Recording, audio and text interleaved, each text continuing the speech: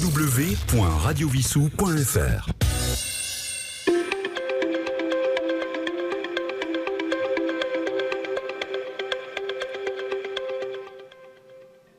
Chers auditeurs de Radio Vissou, bonjour. Ici Sylvain, votre animateur. Dans le cadre de notre chronique consacrée aux associations de Vissou, j'ai le plaisir et l'honneur ce soir de recevoir deux membres du Vissou Running Club. Donc Catherine Bernardet, bonsoir. Bonsoir Sylvain. Et donc Maher Douce, bonsoir également. Bonsoir, merci de nous accueillir. Je vous en prie, merci à vous d'être venu dans nos studios. Alors Catherine, donc, vous êtes la présidente du WRC. Est-ce que vous pouvez nous représenter un petit peu ce club, puisqu'on avait déjà eu l'occasion d'échanger, mais c'est bien de faire une petite piqûre de rappel pour nos auditeurs. Oui, tout à fait. Donc, c'est un club qui existe sur la commune de Vissou depuis 12 ans maintenant. Nous sommes un club associatif et nos adhérents sont là pour courir, mais en mode loisir. Il n'y a pas vraiment de compétition, il y a tous les niveaux, tous les âges. Donc, sincèrement, si vous aimez la nature, si vous aimez courir, venez nous rejoindre. Nous sommes là donc au rendez-vous tous les week-ends. Je précise à nouveau les horaires de rendez-vous. Oui. Le samedi à 10h jusqu'à 11h30, il y a une séance de renfort très ludique. Et le dimanche, nous avons un rendez-vous à 9h pour la sortie longue. À cela se rajoute le mercredi de 18h30 à 19h30, mais également de 19h30 à 20h30 pour une session technique basée la plupart du temps sur de la VMA. Donc VMA, vous pouvez nous rappeler ce que c'est ?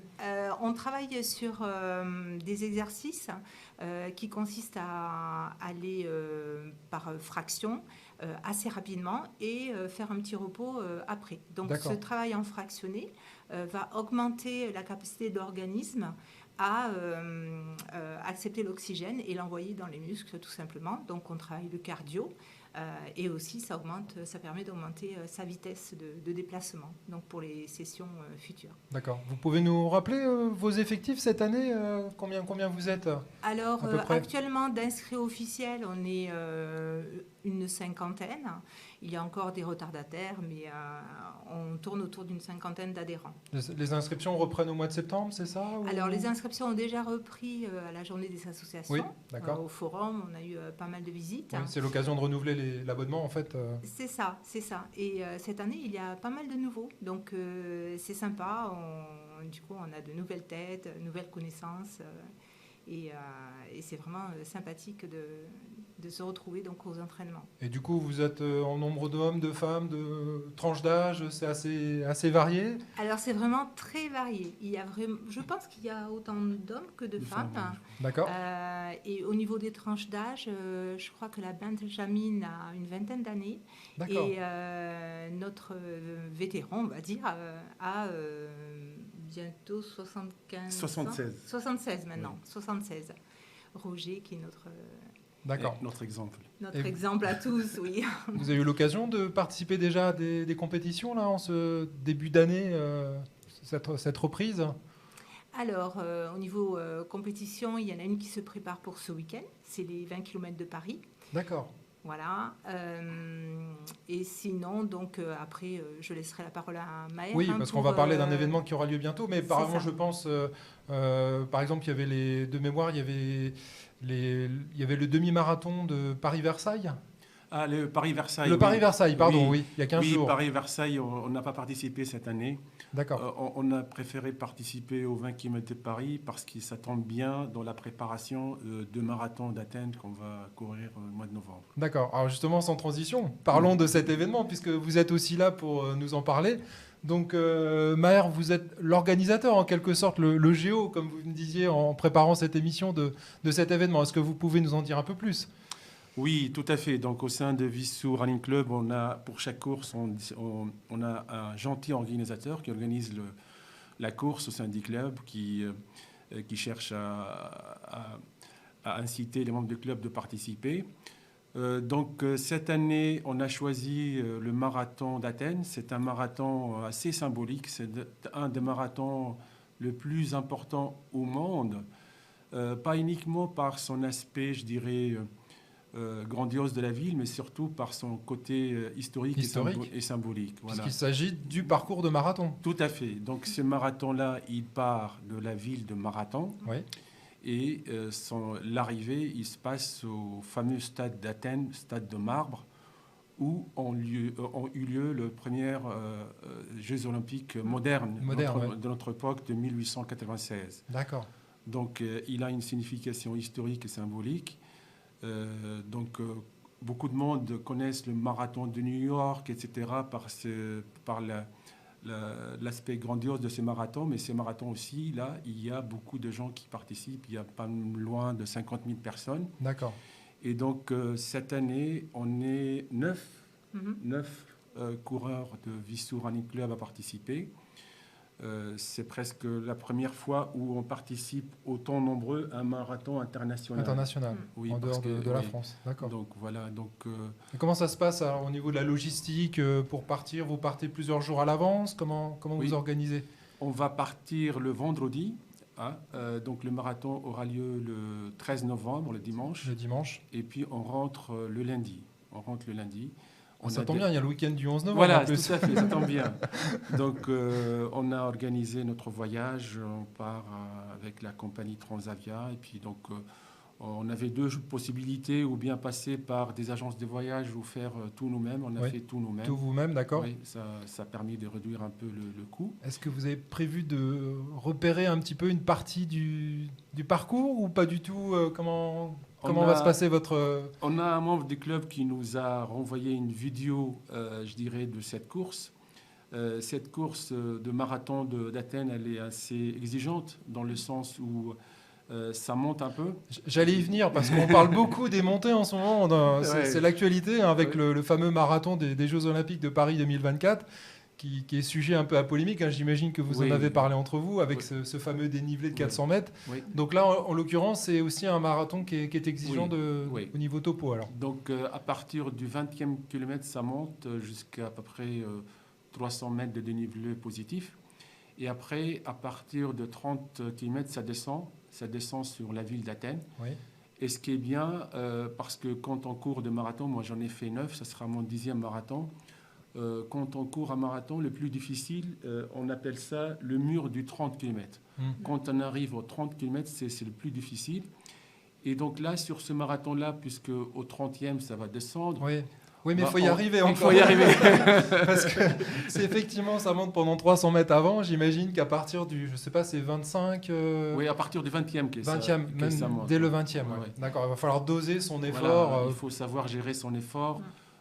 Pour négocier les 10 km, puisqu'à partir de 30e, on a vu des témoignages de gens qui ont déjà couru ce marathon. Oui. Et la partie la plus agréable, c'est à partir de 30e, puisque ça va descendre sur la ville d'Athènes. On va voir la ville d'en haut, ça descend. Et c'est la partie la plus agréable. La plus agréable, j'imagine. Et puis psychologiquement, effectivement, se dire, ça y est, j'ai passé cette barre, je suis maintenant dans la phase descendante, j'imagine que c'est quelque chose, effectivement, de rassurant. Tout à fait. Donc là, on est en plein préparation. Alors justement, j'allais y venir. Par rapport à cette préparation, étant donné qu'il y a cette particularité avec cette montée, est-ce que vous avez une préparation particulière par rapport à cette course? Tout à fait. Donc on a tous les vendredis... On a nos femmes du club de Wissous, sachant que le club de Wissous, les bureaux, est essentiellement constitué de femmes. Donc, on a nos femmes de Wissous qui font des sorties le vendredi matin à 6 heures pour aller courir des côtes du côté d'Antony sur le Rabat. Donc, il y a le parc.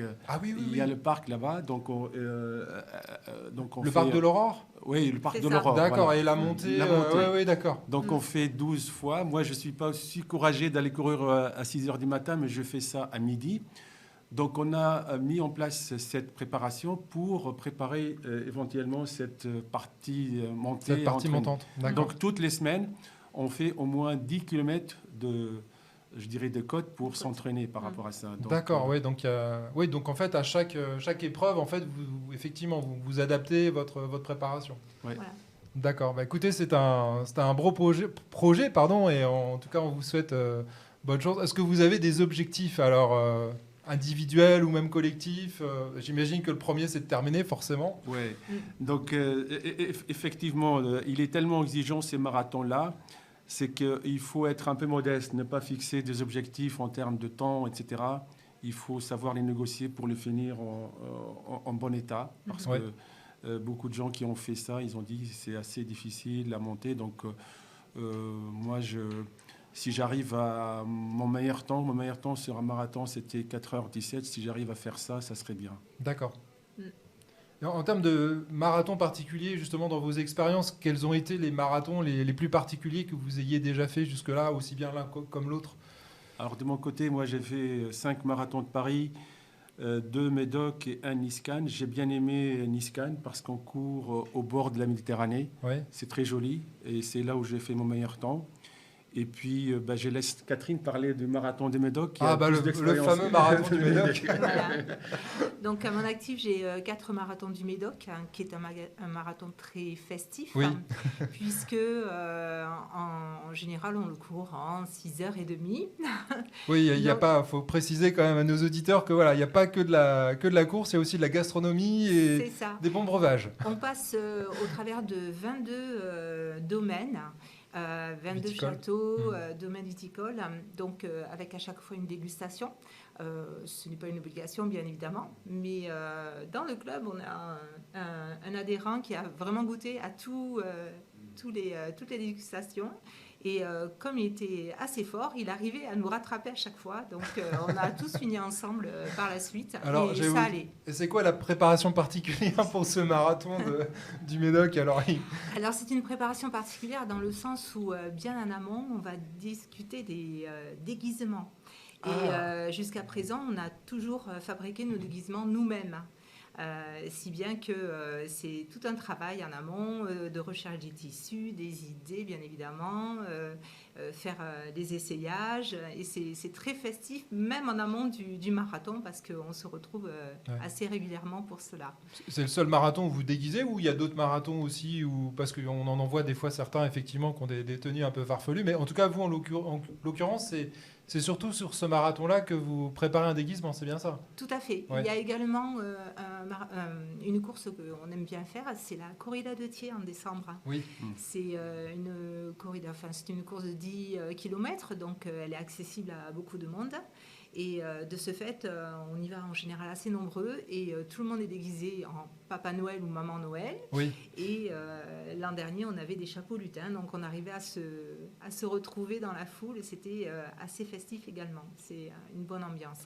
Bon, alors je vois, on a un invité de dernière minute qui trépigne dans son coin. Alors il va passer devant la caméra pour que tout le monde puisse le voir. Donc c'est pas très important qu'on voit. C'est Jean-Luc qu'on ne présente plus. Jean-Luc, il faudra bien parler devant le micro. Hein. Tu es au courant maintenant? Non, moi j'ai fait des semi-marathons, mais j'ai pas été au-delà parce que je sentais que je ne pouvais pas y aller. Et je suis d'origine grecque. Et la question que je me pose, c'est est-ce que vous êtes sponsorisé? Parce que ça coûte quand même l'avion, plus l'hébergement, même si vous y restez 4 jours. Est-ce que vous êtes sponsorisé? Et est-ce que la mairie, moi étant conseiller municipal, est-ce qu'on vous a aidé sur cet événement où il y a 9 Vissoussiens, je suppose? 9 Vissoussiens. Hommes et femmes, je suppose. Oui. Donc, comment vous débrouillez vous-même ou est-ce que vous êtes un peu sponsorisé? Non, on n'est pas sponsorisé. On a évoqué ce sujet lors de l'AG du club pour demander une subvention à la mairie. Aujourd'hui, c'est à nos frais, on n'a pas de subvention. Effectivement, on a parlé lors des prochaines demandes de subventions, de présenter ces projets-là comme étant. Mais pour l'instant, on n'a pas de sponsor. D'accord. C'est toujours possible de demander une subvention exceptionnelle, même rapidement. Et puis d'autre part, on a reçu ici, il n'y a pas longtemps, les entreprises de Vissou, parce qu'on n'avait pas beaucoup de contacts, et des entreprises commencent à sponsoriser. Notamment, l'Harmonie a reçu une subvention d'une grosse entreprise Legendre qui se trouve sur la ZEC de Vissou de 2500 €. Donc voilà, il y a deux possibilités de subvention, la municipalité et éventuellement des entreprises de Vissou, parce que quand même représenter Vissou dans le marathon d'Athènes, je pense que c'est quand même plus que symbolique. Et surtout qu'on va porter nos maillots avec le nom des Vissou Running Club. Le Vissou Running Club, bien sûr. Donc on sera neuf avec ce maillot-là, donc on va porter les couleurs de Vissou sur ce marathon international. Donc c'est quand même quelque chose qui est assez intéressant. Écoutez, la radio de Vissou fera un peu l'intermédiaire pour que la municipalité, même a posteriori, parce que je crois que le prochain conseil municipal, ce sera juste après, je pense, votre marathon, mais qu'on puisse vous aider, parce que quand même là, je pense que ça vous le méritez en tout cas. Merci beaucoup. Merci. Alors, et au-delà de cet événement, est-ce que justement vous avez l'habitude tous les ans comme ça de faire un marathon international en dehors des... International, en dehors de la France. on n'a pas été si nombreux à faire ce marathon. Il y a quelques personnes, 3, 4 qui participent, pas plus, mais c'est la première fois qu'on est 9 Vissousiens à faire ça, parce que le challenge de marathon d'Athènes, l'assez symbolique de ces marathons, c'est un peu comme le marathon de Paris qui a été choisi pour le JO 2024, qui a une symbolique par rapport à la marche de femmes. Ces marathons-là, le fameux soldat qui a fait ce parcours, qui est décédé à la fin, et qui, pour annoncer la victoire de son peuple contre les Perses, c'est-à-dire c'est un combat par rapport à la démocratie contre le totalitarisme. Et aussi, pareil, il a une symbolique historique, puisque c'est un marathon qui rend hommage à un grec très connu, donc Grégoris Lombarkis, qui est un athlète médecin et un recordman dans pas mal des athlètes. Et souvent, ce marathon, il est en hommage à cet homme politique qui a fait de ce marathon d'Athènes une marche pour la paix quand il a combattu l'occupation allemande. Et il a été assassiné par la suite. Et donc, ça a beaucoup de symboles historiques. C'est pour cela que j'ai réussi à la vendre beaucoup avant le club. Et c'est pour cela qu'il y a beaucoup d'adhérents du club. On est presque 25% à participer à ces marathons. J'en vois passer parce que j'habite rue de l'Abattoir et la rue de l'Abattoir monte. Oui. Et je vois souvent des gens qui montent, qui descendent, qui montent, qui descendent. C'est aussi pour un peu un entraînement de fractionné, ça. Tout à fait. Oui. Tout à fait. On l'a fait cette année, dans le cadre de cette préparation, quand on s'entraîne sur 2 côtes. Pas mal de fois, on va s'entraîner sur cette côte-là. Et cette édition de cette année, elle est particulière ou est-ce qu'elle a lieu tous les ans, j'imagine? Oui. D'accord. Est-ce qu'elle a un symbole particulier ou le fait que vous l'ayez choisi cette année, ou c'est juste les circonstances qui ont fait que c'est cette année-là que vous la faites? Non, l'année dernière, on a fait le marathon de La Rochelle. On était une quinzaine, je pense, à avoir fait. Et puis cette année, on a choisi de faire un marathon international. Et du coup, vous focalisez sur ce marathon-là, du coup. Pour l'instant. Vous n'en faites pas d'autres. Vous en faites un par an, c'est ça? Enfin, ce qui est déjà bien. Oui, c'est déjà. Ce qui est déjà bien. Oui, c'est déjà bien, parce que c'est un marathon, ça nécessite presque 14 semaines de préparation, avec 4 sorties par semaine. Il faut courir au moins la distance de marathon par semaine. Donc, c'est exigeant. Et au niveau par rapport à sa situation dans l'année, le fait qu'il soit au mois de novembre, par rapport à, par exemple, celui de Paris qui est plutôt au printemps, c'est quoi la meilleure saison pour vous, justement, par rapport à cette préparation et par rapport, bon, après le climat en lui-même, il est ce qu'il est, on est quand même dans des saisons intermédiaires, mais c'est quoi pour vous l'idéal en termes de préparation? Plutôt le printemps ou plutôt là, juste après les vacances d'été? C'est plutôt là, c'est une très bonne question. Ça se voit que vous connaissez un peu la course à pied. Donc le marathon de Paris qui tombe au mois d'avril, sa préparation elle est beaucoup plus difficile parce que la préparation elle tombe vers l'hiver. Fin de l'hiver, oui. Donc les journées sont courtes, il fait froid. Il pleut tout le temps. Et ces marathons-là, ils tombent dans la période idéale parce qu'on commence la préparation de retour de vacances fin août. Et donc, on a des journées longues. Il fait encore doux. Et donc, c'est la meilleure période pour courir un marathon. C'est pour cela que l'année dernière, on a fait le marathon de La Rochelle qui était fin novembre. Aussi, on a fait la préparation en fin août, septembre, octobre. Et là aussi, on a choisi ce marathon parce qu'il tombe dans une période très favorable pour préparer. Par contre, ça oblige aussi pendant l'été à pas trop faire d'excès si on veut être en forme pour la rentrée de septembre aussi. Ah, tout à fait, oui. Donc, il faut commencer déjà à y réfléchir. Et j'imagine que vous vous préparez chacun, même pendant les vacances, non, à courir un peu. Enfin, c'est quelque chose que vous faites à longueur d'année, même indépendamment de l'activité au sein du club. Oui, tout à fait. Nous avons l'exemple d'une personne qui va nous rejoindre justement sur ce marathon, qui est partie en vacances actuellement donc elle continue son entraînement pendant les vacances. Effectivement, on ne lâche pas, on est une équipe et on associe tous les membres du club à notre entraînement pour le coup, puisque on cale notre planning d'entraînement sur le plan d'entraînement marathon. D'accord. Bah, écoutez, les 9 participants, le plus jeune et le plus ancien. Parce que là, c'est quand même... les plus jeunes, c'est peut-être Lucie. Lucie, oui. Oui. Et je pense Pascal, il doit être le plus ancien, 60... C'est 30-40 je pense Lucie, elle doit avoir la quarantaine. Mhm. Et puis Pascal, il doit avoir 62 Oui, par là. 62.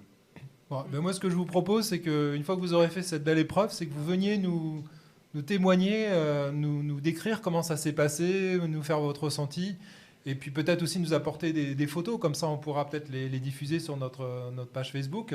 Mhm. Je ne sais pas ce que vous en pensez. C'est promis. Hein, Avec grand plaisir. Donc on se prendra rendez-vous, on vous laissera vous reposer, et peut-être début décembre ou mi-décembre, à ce moment-là, on vous reconviera à ce rendu, et en tout cas la façon dont vous avez vécu cet événement. Ok, c'est promis, on fera ça. D'accord. Bah, Avec écoutez, plaisir. je vous remercie beaucoup en tout cas d'être venu en studio pour nous présenter ce beau projet, et puis également parler de cette activité du Vissou Running Club. Donc n'hésitez pas, chers auditeurs, à contacter. On mettra les contacts sur notre page si vous voulez effectivement adhérer à ce club, si vous aimez courir un petit peu ou même beaucoup, et si vous avez envie de courir en groupe, ce qui est encore plus sympa. Vous voyez, il y a de beaux projets en tout cas qui sont organisés au sein de cette association. Et puis je vous signale que donc cette émission, qui est aujourd'hui enregistrée, donc sera diffusée à plusieurs reprises, et bien sûr elle sera disponible incessamment sous peu sur notre podcast, donc sur le site de radiovissou.fr, comme d'ailleurs, je le répète, comme la majorité, enfin toutes les émissions de nos animateurs. Également, elle sera présente sur YouTube, puisque vous nous avez fait l'amabilité d'accepter d'être filmé. Donc ça nous permet aussi d'avoir ce support vidéo. Donc n'hésitez pas à réagir. Je vous rappelle mon mail, c'est sylvain@radiovissou.fr. Et si vous avez des envies de venir partager un témoignage ou une envie, quelque chose, une opinion, n'hésitez pas. Les portes de Radio Vissou vous sont grandes ouvertes au Syntex, donc maison des associations. Donc n'hésitez pas. Et je vous dis à très bientôt. Au revoir. Au revoir, à bientôt. Radio Vissou, votre web radio locale. www.radiovissou.fr